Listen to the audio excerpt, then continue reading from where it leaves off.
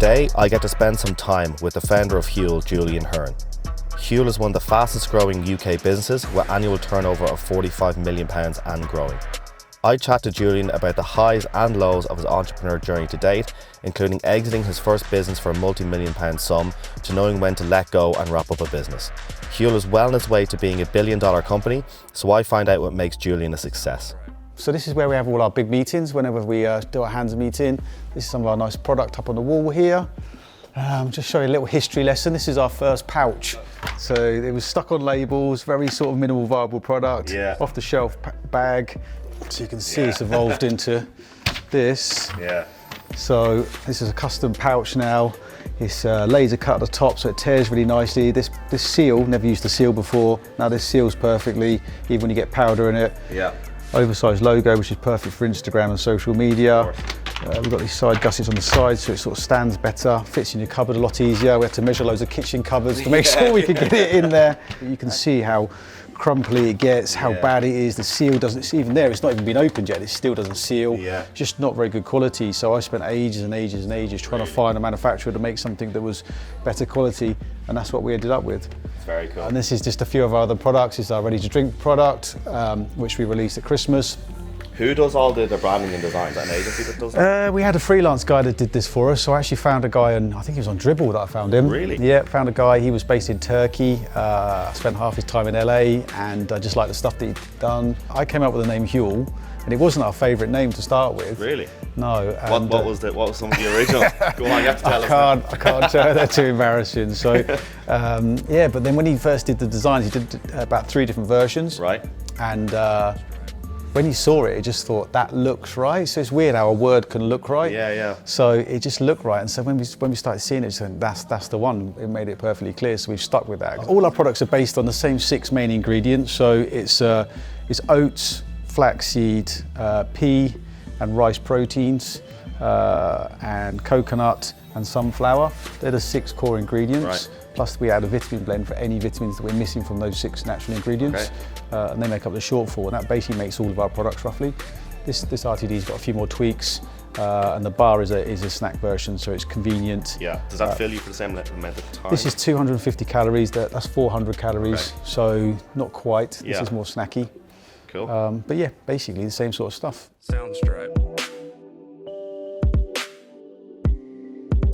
This is the famous wall that went viral. Some Australian guy, don't know where he got the picture from, but he put it on LinkedIn, even though we'd pre-posted it.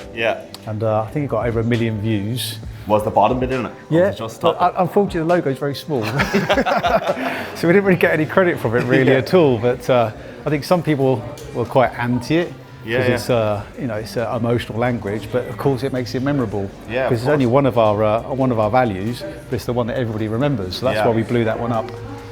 But we are going to do some other walls like this downstairs, and we're going to focus on nutrition first, taste second on the other walls, because that's another key one.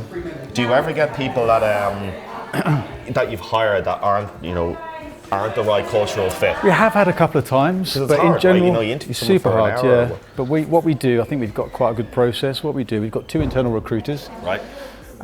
So they know the brand really well. This is not external people, this is internal ones. So they've got a feel before they've even started. So that's barrier 1 to get past. Barrier 2 is the line manager has to find the right person. And once they find the right person for skills fit, then they come to me. So they put one person forward to me, and then I can veto that person if I don't like them. Straight after my interview, I think I've got good taste and a good feel for it. Straight after mine, we get 2 of our old school hooligans to interview them for culture as well, that's quite cool. And they can veto as well. So there's quite a few hurdles to get through, and that means that we've been very lucky to date. The people we've got a very good team. That when we go out together, it's a sort of, one of my barriers is like when I want to have a drink with this person, of course. because you've got to work with them for a very long time. We want people, I want to recruit once, I don't want to recruit that role again. Of course. So I want to recruit that person, I want them to be here until the end. So we also want people to work with. It doesn't seem that difficult, but so I look for hard working, intelligence, integrity, experience sort of comes later. I think because you can train, they can learn. And sometimes experience can be a bad thing. You know, they've got the wrong experience, right? They've been trained up by the wrong person. My dad's driven for 40 or 50 years, but I think I'm a better driver than him. So it doesn't always count. Yeah, we try to do it like, I don't allow any team to go out and have their own dinners out, really. If you make friends with somebody at work and you little group go out, but I don't want organised Huel things that we're paying for to be one segregated. Don't want silos too. So if we go out, we're all going out together, the whole team.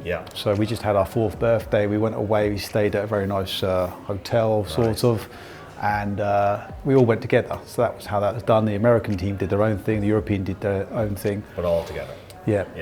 So we tried to do that. We've got Slack here, so we haven't got WhatsApp groups. We've got Slack. I'm not in Slack. I refuse to use it. Oh, really? Yeah, it's just extra noise for me. I'm trying to keep up my emails bad enough. Trying to do meetings, emails, I can't, and Slack. That noise, the Slack it's just noise. It's just noise. Yeah. So for me, it's just a no. So they do say, "Oh, you missed out on this, you missed out on that." But no, it's a really, really good culture here. So this is our big kitchen. This is a big staff kitchen. So the office is effectively in 3 parts. This is a central part where everybody can sit and congregate together. And obviously we really want teams to mix. I hate silos in a company when people don't talk to each other. So you see here people from all different teams coming and sitting together. We've also got this up on the wall. I don't believe in bonus schemes. I think they're so hard to get right. I think you should just do your day job as well as you can. And if you go above and beyond, somebody spots it, they can nominate that person. And then we usually have an award roughly once a month. And then the person will get their name up on the board and it's up there forever. That's very We've cool. made it quite old school looking, so it stands out. It's all our branding and everything we do usually is very modern. And I wanted something got a little bit more history to it. And do you think bonus schemes for staff kind of leave like a bit of bad taste in some people's mouths? Totally, and I think sometimes you end up focusing on the bonus scheme and not doing your day job. Because if the bonus scheme is to do this one task, you just go hard at that, and then you're not doing your other stuff. The other stuff is what you're supposed to be. A bonus is supposed to be the bit on top, the cherry on top. But it's so hard. I've done it a few times. It's so hard to get right. So no bonus here. Even we've got salespeople, no bonus. Just your job's to sell. Do your job. We pay a good salary. Get your job done. You've got share options. So if the company grows, we all benefit. So that's how I see it's best to be done. Amazing. Cool. Nice view out the window. Yeah, there's actually a farm over there that got my eye on. I thought one day if that ever comes up for sale, because this is great. This office, we've got enough to get 150 people in here, and we've also got a car park for 115 car parking spaces. But if we ever go above that, we can go into the warehouse and build offices in there. But we'd run out of car parking spaces, so we could build on the farm over there. And if the farm ever comes for sale, I'd love to build purpose-built campus. I know exactly what it would look like in my head, and that's what I would want, because then you've got unlimited space, unlimited car park, because you've got, I don't know, 10, 15 acres or something like that.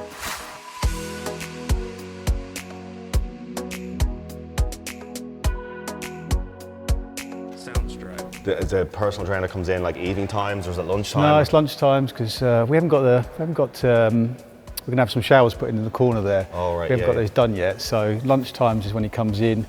Comes in for about 2 or 3 hours on a Wednesday and a Thursday. So it's a perk. Yeah, of course. It's a big perk. It's a huge perk. Yeah. But we've got guys who are interested, or people are interested in fitness. So it just feels like, and I wanted it as well, another thing for me. I think if you do things that you want, it's much easier to get it right, because then you know exactly what you want. So when I was choosing the kit, James Collier, he does a lot of bodybuilding competitions and stuff, so he knows some of the kit to buy. I knew what I wanted, we've got some other people, and together we got it what we think is right in terms of the equipment here. I just think it's so much easier to choose a product. Somebody said to me the other day, what product should you choose? Choose something you want. Of course. Because if you're a customer for your own product, it makes life a lot easier. To iterate and make it better, because you know what's wrong with it when you're using it every day. How much do you and the nutritionists put into when a new product comes out from a competitor, tasting it and going or analysing it? We do, but I'm not a fan of looking what competitors are doing. Obviously, listen to your customer, make a product for them. Classic example in marketing would be if you looked at competitors, Guinness wouldn't be black, right? You'd change the colour of it, and that is their main strength, is the fact that it is a black product, gives them a point of difference. Of course. Well, look, thanks for having us in here today. Oh no, it's brilliant. It's been weeks since we last chatted. I was looking forward to getting in and seeing the place, and it's stunning, and I can't wait for everyone to see that interview. It's going to be really good. Appreciate it. We've also got you a goodie bag. Amazing. So help yourself to that. So we Something got to keep me full on the trip back to London. yeah, indeed. Yeah, good stuff. Look, I really appreciate this and taking the time today. Thank you very much. Thank you so Thank much. you. Cheers. Cheers. Appreciate it.